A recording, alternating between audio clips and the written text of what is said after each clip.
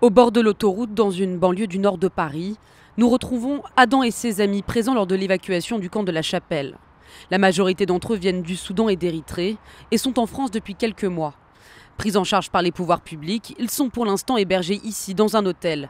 Une solution qu'ils savent à court terme. La Chapelle, ce n'est pas un bon endroit. Le gouvernement chasse systématiquement les gens qui s'y installent. On n'a nulle part où aller. Ici, c'est mieux pour dormir. Il y a la douche, des toilettes, mais on n'a rien à manger.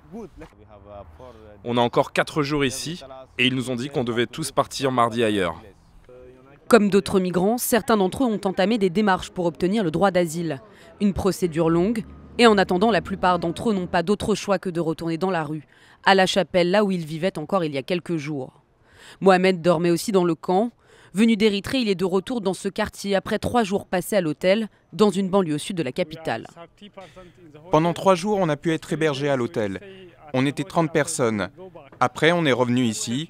À la réception, on nous a dit qu'il fallait payer si on voulait rester. Sur place, les associations se relaient afin de porter assistance à près d'une centaine de personnes. Il y a aussi un certain nombre de personnes qui sont en transit et qui n'étaient pas présents sur le camp ou qui font des allers-retours entre Paris et Calais et pour lesquels il n'y avait de proposer qu'une solution d'hébergement de quelques jours et qui donc forcément vont se retrouver à la rue.